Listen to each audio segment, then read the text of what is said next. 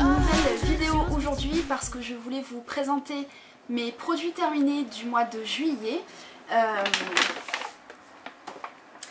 Le sac est blindé.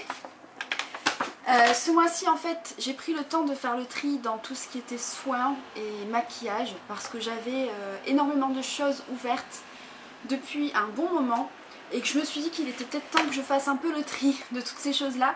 Donc je vais essayer de vous présenter tout ce qui est périmé entre guillemets et que je ne vais plus utiliser et vous montrer aussi ce que j'ai réellement terminé ce mois-ci. C'est parti. Alors je vais tout d'abord vous parler des produits que je jette mais que je n'ai pas terminé, vous donner mon avis pour certains produits que j'ai pu tester et puis voilà, vous dire si je rachèterai ou pas.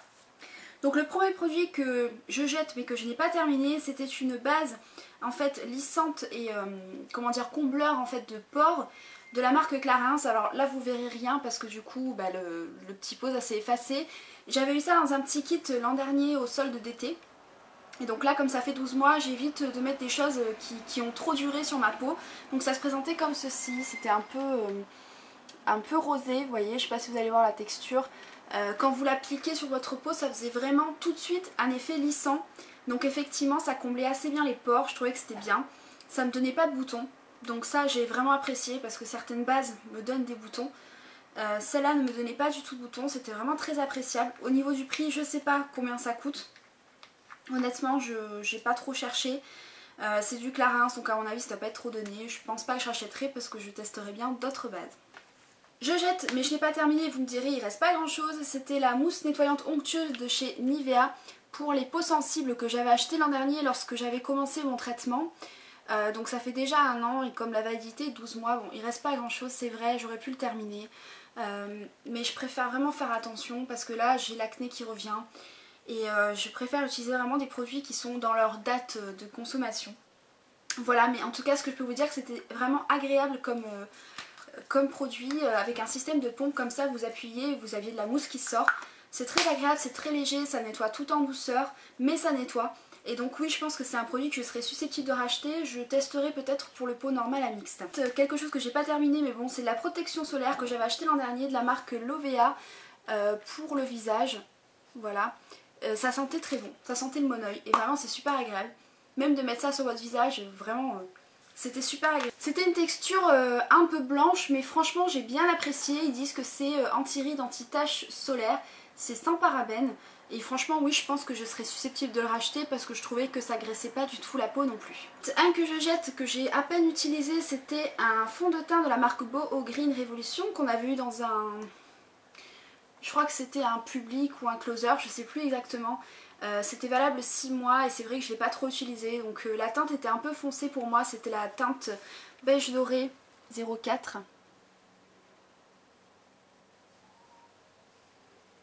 Voilà. Donc non, je pense pas racheter forcément. C'est des produits cosmétiques bio. Je trouvais qu'il avait un petit peu de mal à s'étaler en fait. Non, je l'ai pas trouvé terrible. Ça, je l'avais eu dans une boîte à beauté il y a assez longtemps. Je sais pas pourquoi j'avais gardé encore ça parce que ça faisait vraiment très longtemps que c'était ouvert. C'est le Bobo Mulsion de la marque Be Maquée qui se présentait comme ceci. Donc c'était un petit tube un peu voilà type gouache comme ça. C'était une crème que vous pouviez utiliser un peu pour tout en fait. Elle était très bien pour les peaux irritées, elle était très bien pour les coups de soleil, les petits bleus, les choses comme ça. Ça servait un peu de tout. Et donc oui je trouvais que c'était un produit assez intéressant à utiliser mais bon comme vous voyez je ne l'ai pas tant utilisé que ça. Donc je pense pas forcément le racheter mais bon il était quand même bien. Je n'ai pas terminé le sérum anti-pores dilaté de la marque Clarins que j'avais eu donc dans le petit kit pareil avec la base lissante qui était très bien. Ce petit sérum était vraiment très bien, je trouvais qu'il agissait bien sur les pores en complément de la base.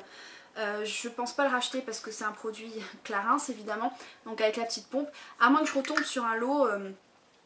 parce que j'avais pas payé très cher, je crois que j'avais dû payer peut-être 9 € le lot avec les 4 produits. Et franchement c'était super intéressant. Mais très bon sérum. Je n'ai pas terminé une poudre de la marque Yes One que j'avais acheté chez Saga il y a déjà plus d'un an. Voilà, elle se présente comme ceci, j'avais quand même bien utilisé. Voilà, on voyait le pan, mais bon. Je ne la terminerai pas, c'était en couleur miel naturel. une teinte qui convenait très bien à ma peau. Bon, elle n'était pas du tout matifiante par contre, hein. C'était vraiment une poudre compacte, donc je m'en servais pour poudrer mon teint, mais c'est vrai que ça n'avait pas du tout un côté matifiant. Je pense pas que je rachèterai, même si elle coûtait pas très cher. Je n'ai pas terminé un fond de teint de la marque Smooth, le Pureté Minérale, le fond de teint liquide enrichi en huile de jojoba et vitamine C de chez Saga aussi, voilà, qui se présentait comme ceci. Vous voyez, c'est pas bien de vouloir tout tester à la fois parce que du coup on ne finit pas. Donc moi je l'avais en couleur 02.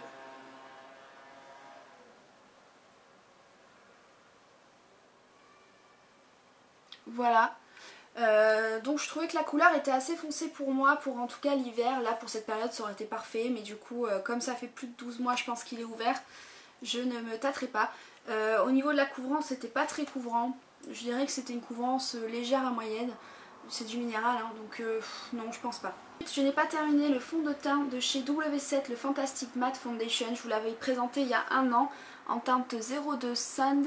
Et il était très bien ce fond de teint, par contre un peu clair là pour la saison. Mais c'est vrai que du coup, je suis un peu désolée, je ne l'ai pas tant que ça utilisé. Pourtant c'était un très bon fond de teint, il n'était pas hyper couvrant, mais c'est vrai qu'il avait une matité quand même assez intéressante. Et pour le prix qu'il coûtait sur... Fragrance Direct, voilà, merci. Le prix qui coûtait sur Fragrance Direct, franchement ça coûtait rien du tout, donc peut-être que je me la rachèterai, je verrai une fois que j'aurai fini tous mes fonds de teint. Je jette aussi le correcteur zéro défaut de chez Yves Rocher, et lui ça fait plus d'un an que je l'ai, c'est sûr et certain. C'était un très très bon correcteur, je peux que vous le conseiller. Si vous avez des imperfections, vous pouvez aussi l'utiliser en tant qu'anti-cerne. Ça se présentait comme ceci, voilà, donc c'était un peu format un peu crème épaisse. Et moi je l'avais en teinte 200 clair. Et franchement super ce correcteur, par contre je trouve qu'il coûte un petit peu cher pour ce que c'est. Donc je sais pas si je le rachèterai, si j'arrive pas à en trouver un de mieux, je me retournerai peut-être vers celui-là. Je jette ma crème solaire de chez Kiko SPF 30 qui est pour le visage et le corps, qui se présente comme ceci. Voilà, que je n'ai pas pu terminer évidemment puisque je l'avais ouvert il y a plus d'un an quand je suis partie à La Réunion l'année dernière. Donc du coup je pense que le SPF ne doit plus être vraiment très efficace. Voilà, mais sinon c'était une très bonne crème solaire qui pénètre assez vite, qui vous fait bronzer quand même hein, malgré son SPF. Donc oui, les produits solaires de chez Kiko sont très bien et je serai susceptible de les racheter pour l'année prochaine. Je jette ensuite un anti-cerne de la marque Une. Alors je suis désolée, il n'y a plus rien d'écrit dessus, hein, comme toujours, je garde très longtemps mes produits. C'était l'écho de peau je crois qu'il s'appelait, et moi je l'avais en teinte E07.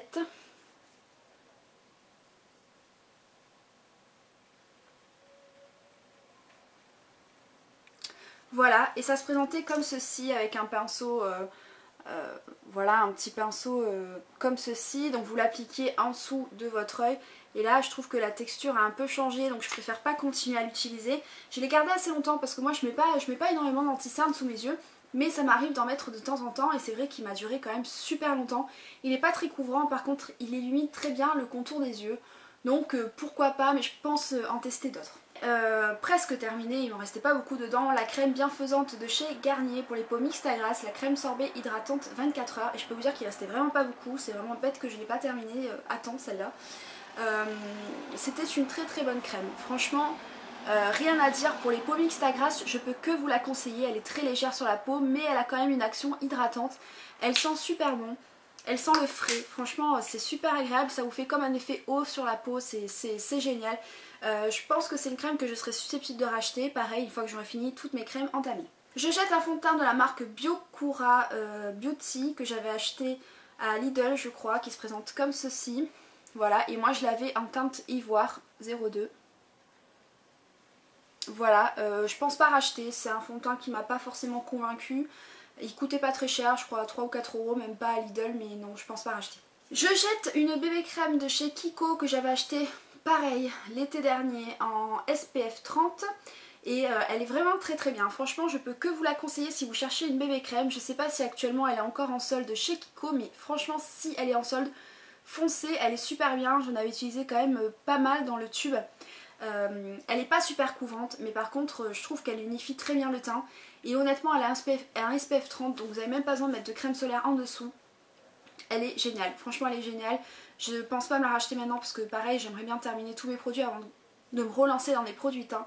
Mais honnêtement, si vous cherchez une bébé crème, foncez, celle-là elle est parfaite. Je jette aussi une bébé crème de la marque La Roche-Posay, la Hydréane, soin hydratant unifiant pour peau sensible que ma dermato m'avait conseillé lorsque j'avais mes problèmes d'acné. Voilà, et moi je l'avais en teinte light.